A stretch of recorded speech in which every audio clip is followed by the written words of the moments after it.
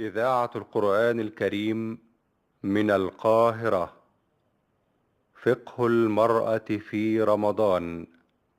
برنامج إعداد وتقديم دكتورة هاجر سعد الدين. بسم الله الرحمن الرحيم. سيدتي الفاضلة، سلام الله عليك ورحمته وبركاته. نتابع لقاءنا مع فضيلة الشيخ عطية صقر من كبار علماء الأزهر الشريف لنتعرف على أحكام ديننا الحنيف ونغتنم رمضان لنتقرب إليه سبحانه وتعالى. وموضوع اليوم حول بعض الأحكام الخاصة بالمرأة الحامل والمرضع. هل يجوز لها الفطر في رمضان؟ بسم الله الرحمن الرحيم. الحمد لله والصلاة والسلام على رسول الله، أما بعد، فإن الله سبحانه قال في الترخيص للمريض والمسافر بالفطر في رمضان، قال: يريد الله بكم اليسر ولا يريد بكم العسر، والحامل أو المرضع إن كان الصوم يضرها فهي مريضة، وهنا يجوز لها أن تفطر. ومع جواز الفطر يجوز لها أن تصوم ما دام الصوم لا يضرها ضررا بينا، فإن وجد الضرر البين فلا صيام، لقوله تعالى: ولا تلقوا بأيديكم إلى التهلكة. وقد جاء في الحديث أن الله وضع عن المسافر الصوم وشطر الصلاة، يعني قصر الصلاة، وعن الحبلى والمرضع الصوم. وهل من الضروري أن تستشير طبيبا مسلما؟ نعم، يجوز لها أن تستشير الطبيب لتعرف إن كان الصوم يضرها أو لا يضر. إذا جاز للحامل أو المرضع أن تفطر في رمضان، فهل يجب عليها القضاء أو لا يجب؟ وإذا وجب القضاء هل تجب معه فدية؟ قال العلماء أصحاب المذاهب الأربعة، وهم أبو حنيفة ومالك والشافعي وأحمد بن حنبل، قالوا: إذا أفطرت الحامل أو المرضع في رمضان وجب عليها قضاء الأيام التي أفطرتها. وهل يشترط التتابع؟ لا يشترط التتابع في القضاء.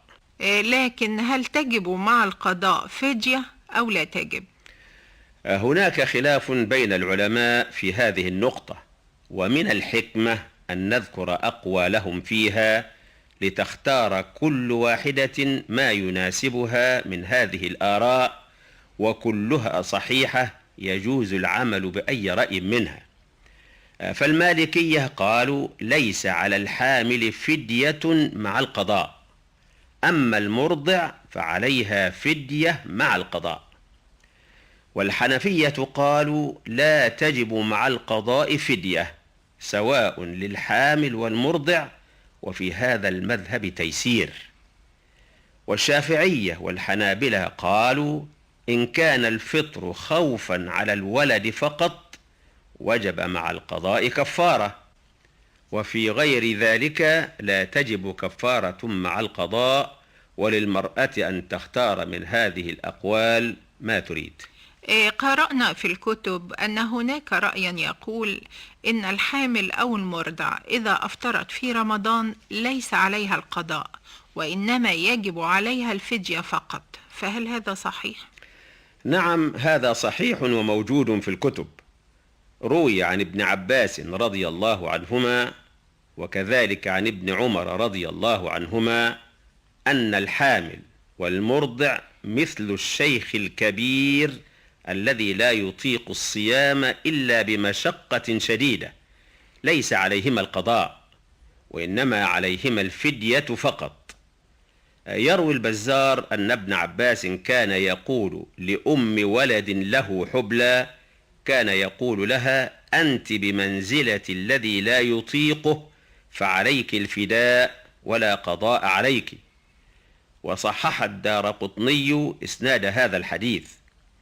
وروى مالك والبيهقي عن نافع أن ابن عمر سئل عن المرأة الحامل إذا خافت على ولدها، فقال: تفطر وتطعم مكان كل يوم مسكينا مدا من حنطة.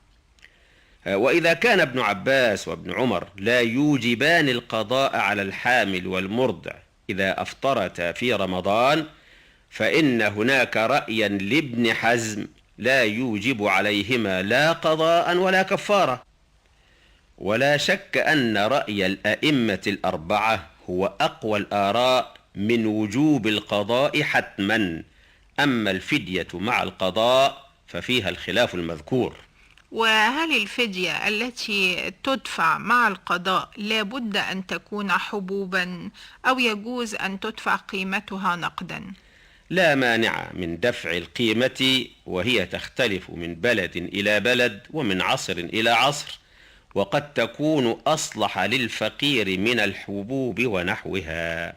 شكرا لفضيلة الشيخ عطية صقر، وشكرا لك سيدتي الفاضلة، وسلام الله عليك ورحمته وبركاته.